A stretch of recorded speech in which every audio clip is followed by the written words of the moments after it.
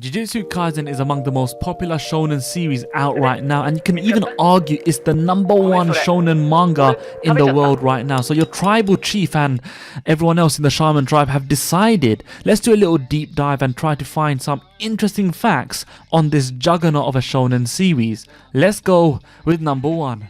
Jujutsu Kaisen was the #1 manga in terms of sales for the year of 2021, with a monstrous 30 million copies sold that narrowly beat #2, which was Demon Slayer at 29.5 million copies. But Jujutsu Kaisen wasn't always this popular. Yes, back in 2018, Jujutsu Kaisen at best sold 600,000 copies, which is really good for its first year. However, when the anime dropped, it just became an absolute beast in terms of manga sales. By October of 2020, with the latest volume being volume 13, with the reprints of previous volumes sold, it set a record-breaking 10 million copies sold worldwide in both print and digital sales. Not bad for a manga that was only 2 years into its story at the time. #2, you may already know that some of the real-life locations in Tokyo, such as Shibuya Station, have already been shown in the manga, but there are locations in Japan that have inspired them to appear in the manga, such as the Zenin family home, which is derived from an architectural museum in Tokyo called Kodakarayu, and in that same location but a different building, which is called the Kunio Maikawa Residence. This is the building where all the main characters were located in the Kyoto Goodwill event arc. #3, Jujutsu Kaisen also has light novels along with its manga, Jujutsu Kaisen Soaring Summer and Returning Autumn, which were released in 2019, as well as Jujutsu Kaisen The Path of Roses at Dawn in 2020. The first book follows Yuji and takes place between his temporary death and the Kyoto Sister Goodwill event, where he helps a cursed child who can't seem to stop resurrecting.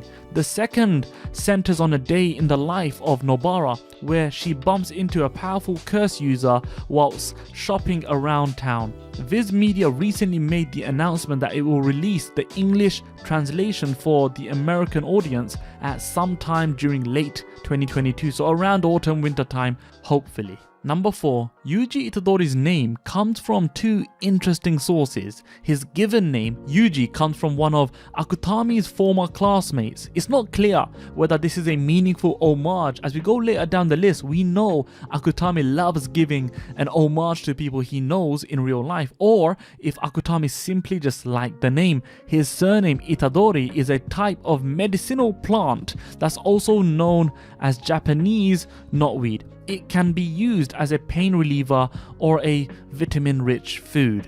#5, not all characters are Japanese like in most anime. The characters in Jujutsu Kaisen are primarily Japanese. However, there are a few characters who are both Japanese and something else. Kento Nanami's maternal grandfather is Danish, making him 1/4 Danish and 3/4 Japanese. Momo Nishimiya's mother is Japanese whilst her father is American, making her half Japanese and half American. With #6, we learned that the lore of Jujutsu Kaisen was inspired by Evangelion and American horror movies. In an interview with Akutami, he mentions that he took notes from Neon Genesis Evangelion, specifically the use of biblical imagery and the man vs god conflict, to create the world of Jujutsu Kaisen with its lore.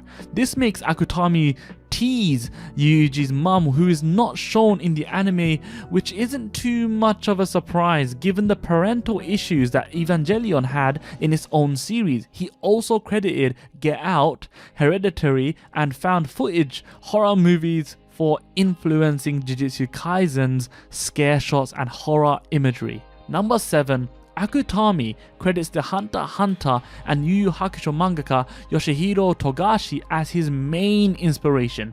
Akutami has always been fascinated by Togashi's storytelling techniques, even the smallest stuff. The biggest influence Yu Yu Hakusho had on him was through the Chapter Black saga, aka the Sensui arc. Sensui is a powerful demon determined on destroying all of humanity, and yet readers felt sorry for him. Now, doesn't that concept sound a little too familiar, guys? #8, Satoru Gojo, one of the most popular, if not the most popular character in Jujutsu Kaisen, is a fan of Digimon. In chapter 66, Geto explains to Gojo about Master Tengen having to merge with a compatible star plasma vessel to reset his immortality technique, and the consequences of not doing so with one of them was gonna make Master Tengen possibly become an enemy of humanity.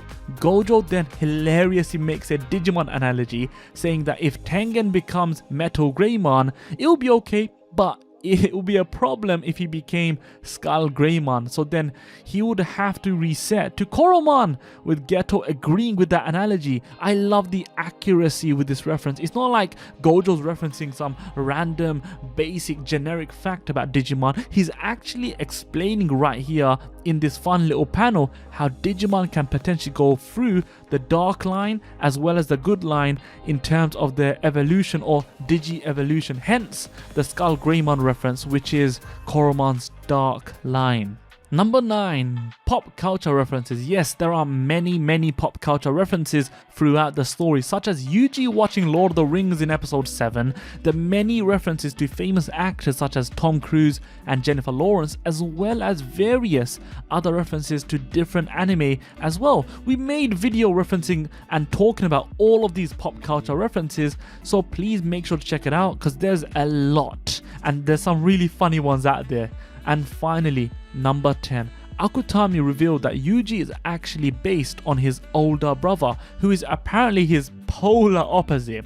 For Akutami, his brother was the best at everything, whether it was sports or studies, and he applied this logic and inspiration to the creation of Yuji's character, as we see from the first few episodes that Yuji is the best athlete in the whole school. Some of his fellow students were referencing him, saying that he's the reincarnation of a famous UFC mixed martial artist, Mirko Cro Cop. This is why I mentioned back in Fact 4 that Yuji's name may not completely be influenced by one of his classmates, as we can see that he's clearly been inspired by his older brother. It could be that Yuji has been given all of the positive traits of Akutami's closest friends and family, which is why we see Yuji be so heroic and inspirational all the time throughout the story. Anyway, I'm sure there's certain facts that we've missed out or have come to light post this video, so let us know, should there be a part 2? Comment down below and subscribe to the Shaman Tribe.